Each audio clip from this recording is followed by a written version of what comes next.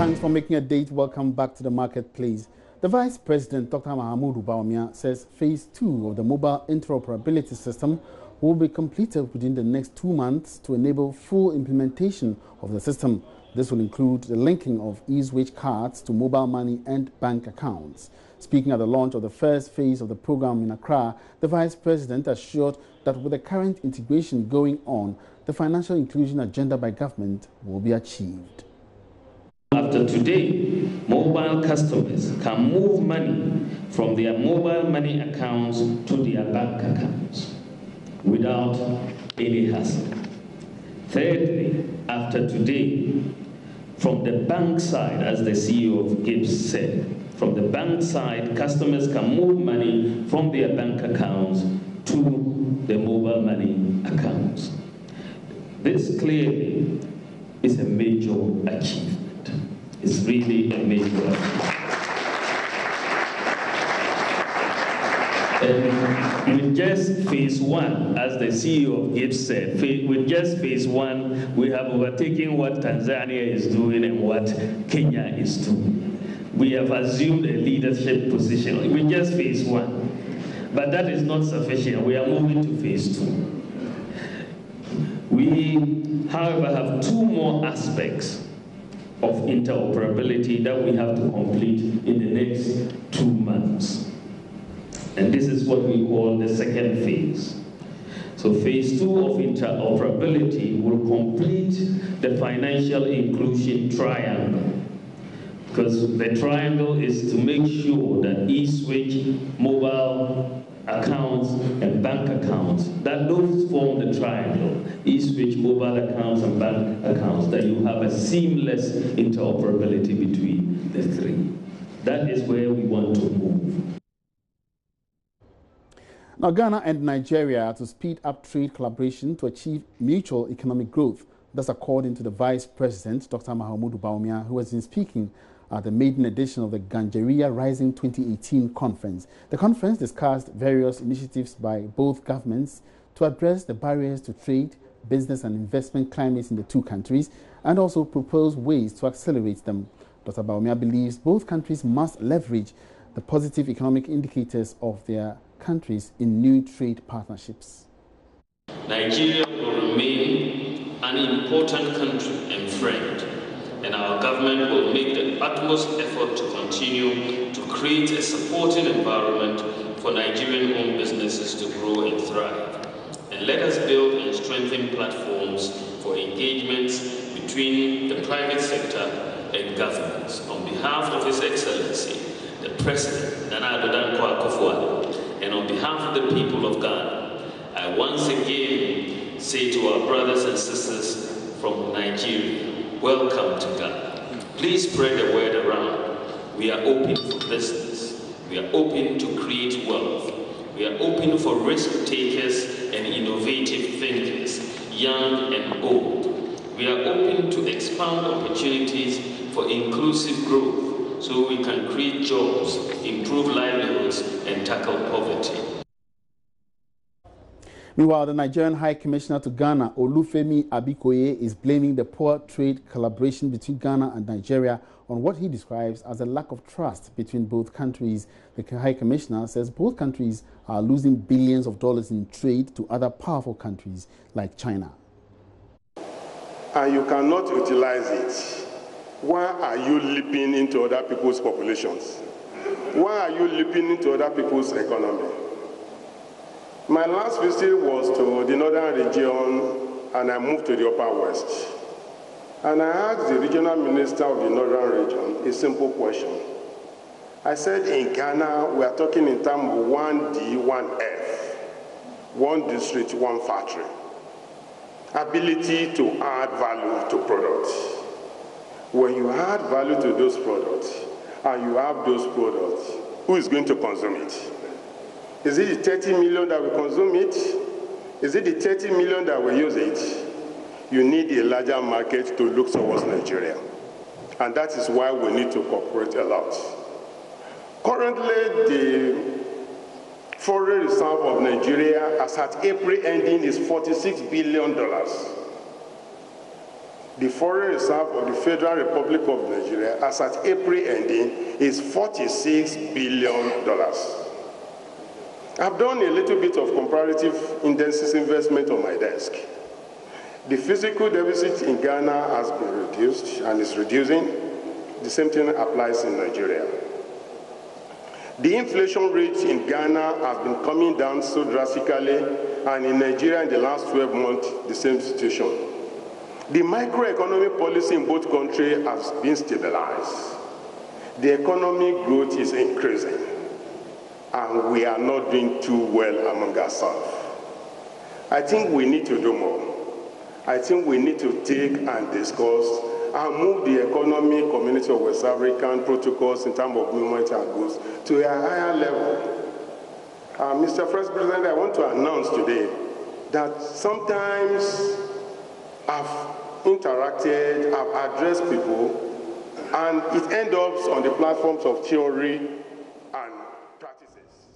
The IMF has confirmed the country's program with the fund would finally be completed by the end of April 2019. This is coming after initial reports questioned government's December ending timeline.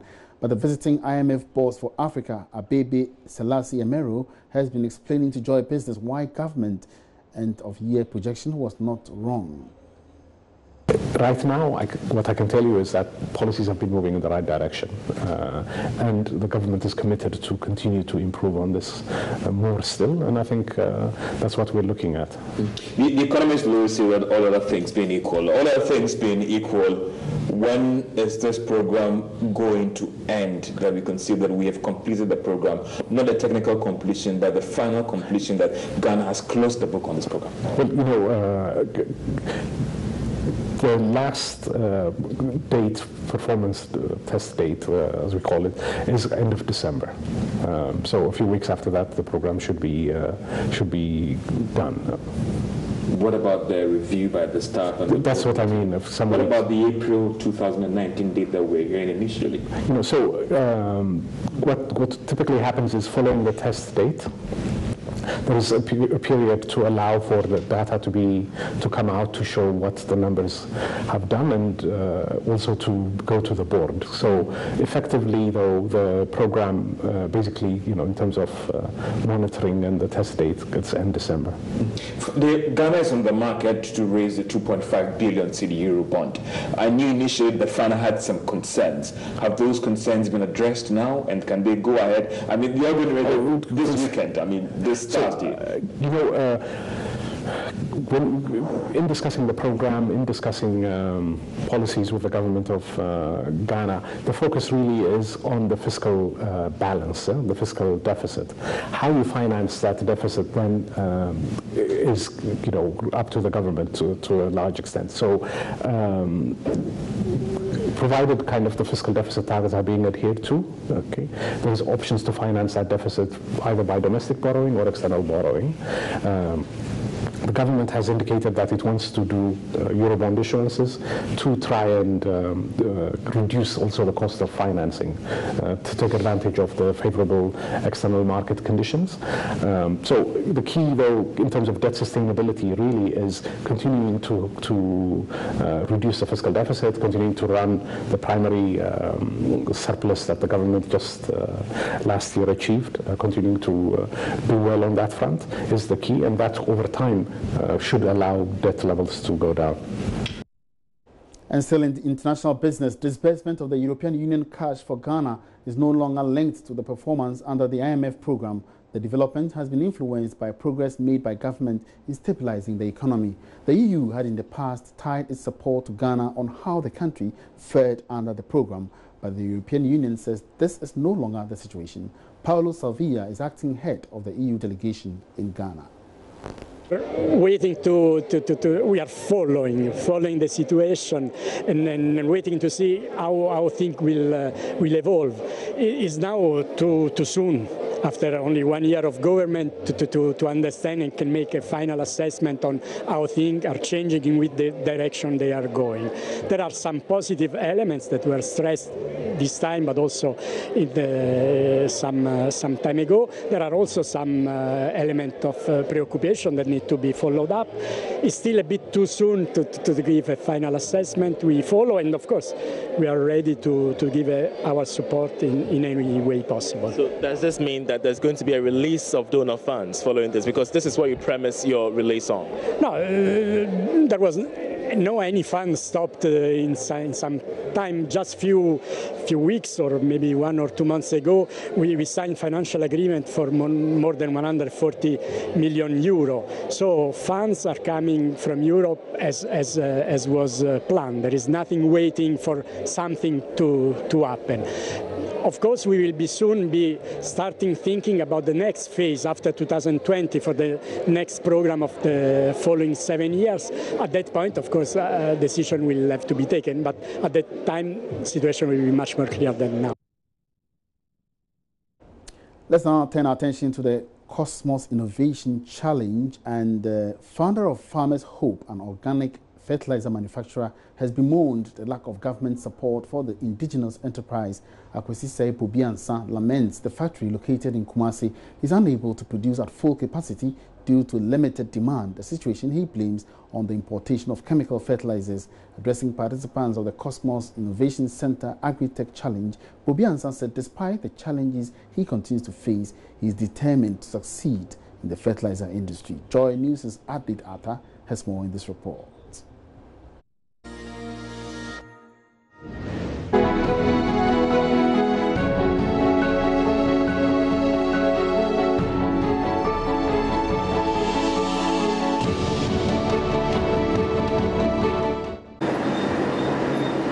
Made from 7 agricultural waste such as cocoa pods, rice husk and neem seeds, the organic fertilizer is said to be good for all kinds of crops. Founder of Farmers Hope, Akwesi Bobiansa adds, the fertilizer also replenishes soil strength. The factory, located at Eputoja in Kumasi, however, does not produce at full capacity, a situation Mr. Bobiansa blames on limited demand and lack of support from government. Fertilizer industry is mostly dominated by government, and they are all imported.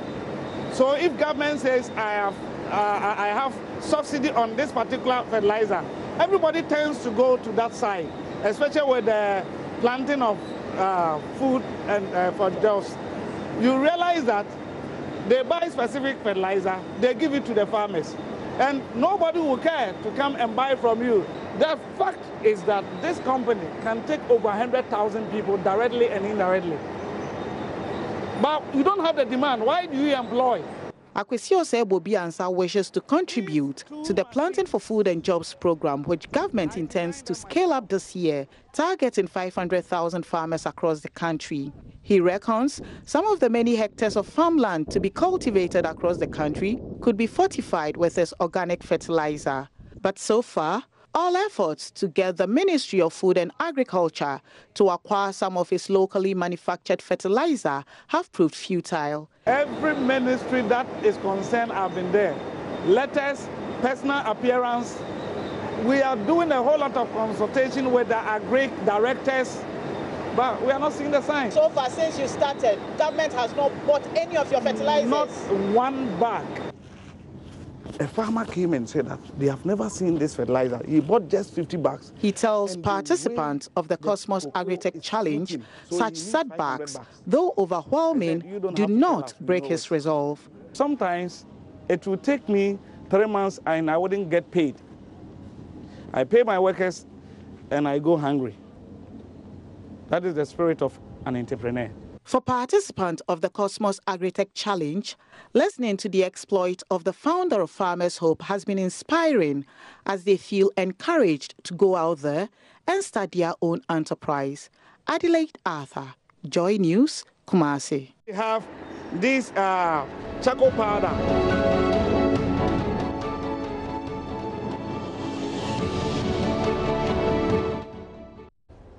Let's now do some developments in the oil and gas sector. And price of crude oil has sustained trading around the $70 mark over the past 2 days. For instance, U.S. oil prices rose above $70 a barrel on Monday for the first time since November 2014, while Brent crude prices climbed to fresh highs as a deepening economic crisis in Venezuela threatened the country's already tumbling oil supplies. But why should consumers in Ghana be worried, even though government might somehow be excited about this development on the world market? Let's listen to this analysis. Continuous increase in price of crude has been influenced by the decision of the U.S. to get out of the international nuclear deal with Iran. This has resulted in pickup in demand of the commodity, resulting in prices going up. Well, if you are a crude export country like Ghana, then this might be good news for your government, as it will impact positively on the projected revenue secured from crude exports. It may also help improve earnings of the oil production firms like Tullow and Cosmos, which could indirectly lead to an improvement in the taxes paid to the state. But here's the bad news. If the trend is sustained, that will lead to the prices of petroleum products also going up, a development that would result in prices at the pumps locally being upwardly reviewed. This would also lead to a possible increase in inflation rate, which may impact negatively on cost of living in the country. All right, so we would like to do some more analysis on this particular situation, and we are joined on the line by the principal researcher of the Institute of Energy Security, Richmond Roxon, for his views. Now, Richmond, you're welcome to the market, please. Thank you very much. Good afternoon. All right, so what will be the impact of this particular development? I mean, it's two sides. For government, it's good news because it can raise its revenue from petroleum. Now, for consumers, it's kind of a dicey situation. What do you think about this whole development? For prices going up on the international market, like you rightly mentioned, there's an advantage for consumers. There's an advantage for government, and there's a disadvantage for consumers. For government, you know that Ghana is an oil producing country. Once we are still making more revenues from there, the companies will also operate together as our partners, will also be making some revenue as well. This, at the end of the day, is going to affect even the taxes that they pay, because they are making more money, and the Ghana Revenue Authority will be taxing more, will be making more money to be able to expand when it comes to our infrastructure, our education sector, and all. The disadvantage is that in the end, consumers should be worried, because consumers will end up paying more. Once crude oil prices are going up on the international market, it will have a direct impact on finished products. And once finished products are going up, definitely the consumer will also be paying more. Even if we decide to procure crude and even refine in Ghana, at the end of the day, the crude prices are up. Ultimately, the cost of production will also be up, which definitely is going to reflect at the pump for the ordinary consumer. So yes, there are pros and cons. It's just like when prices go down, revenues of government go down, but the consumer will be benefiting because we'll be buying cheaper fuels. It's the same way when crude prices are going up. The consumer will also be paying more, even though government will be benefiting.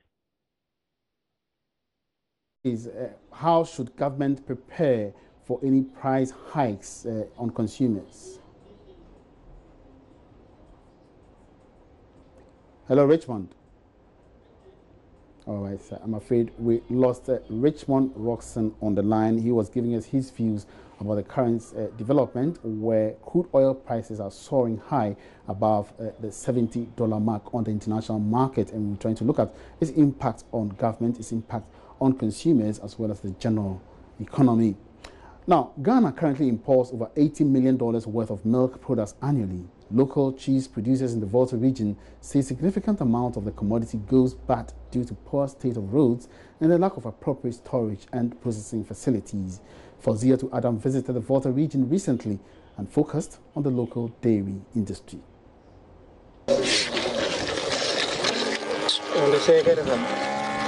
I joined Maimunatu Yakubu in her secluded home located at the Keseve Castle Ranch in the Northern constituency of the Volta region where she plies her trade. Maimunatu has been in the wagashi business for over 15 years. The popular delicacy mostly associated with Northerners is a type of cheese derived from cow milk, generally produced by Fulani women. This soft cheese does not melt under high temperature as compared to other imported ones. Here in Keseve, the main occupation for women is processing milk sold to them by headsmen at the ranch. First, she boiled the fresh milk. So this is making of the wagashi. And what I'm pounding here is called tumpapia. And tumpapia is a plant that is used to solidify the boiling milk to get that soft cheese called wagashi. Now, the tumpapia is mixed with salt to get that solid look. And very soon you're going to see how that turns and how we get to see that soft wagashi. The pulp is then mixed with the milk and later strained out. The resulting mixture is then drained in a colander and the dense cheese forms as the water drips off. The process does not come cheap. Just like cattle farmers at the ranch, Maimunatu struggles to sell her wagashi due to poor roads.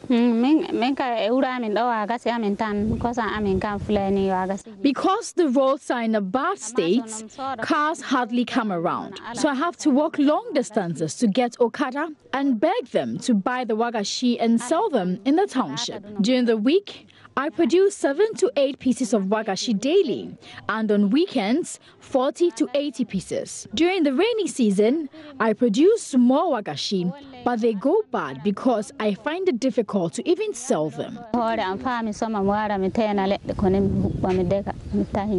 Back in the capital city, Accra, Fatima Osman sells wagashi at the Nima market. In the bid to make more sales, Fatima has adopted a marketing strategy. I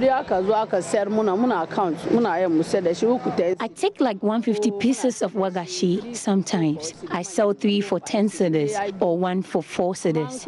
Because wagashi easily goes bad, I boil the remaining stock for the day and add salt to it with some red plant to preserve it. Those are the red ones. Then I sell it cheaper so that I won't lose at all. Just like Maimunatu, Fatima equally has challenges. I get some of my wagashi from Kasava in Japan. The problem, since the guys transport the wagashi on motorbikes, some fall in the mud. Even some perish in the vehicle by the time it gets to us. Statistics from the UN Trade indicate Ghana spends more than $80 million importing milk and milk products annually since 2011. Ironically, tons of milk produced locally are left to go bad. The One District, One Factory could make a little impact if sectors like these are left in isolation. Fawzatu Adam, Joy Business. And that will be it for this afternoon's edition of The Marketplace. It's been great having you on board. My name is Emmanuel Abuaji. Let's meet again same time tomorrow. Have a good afternoon.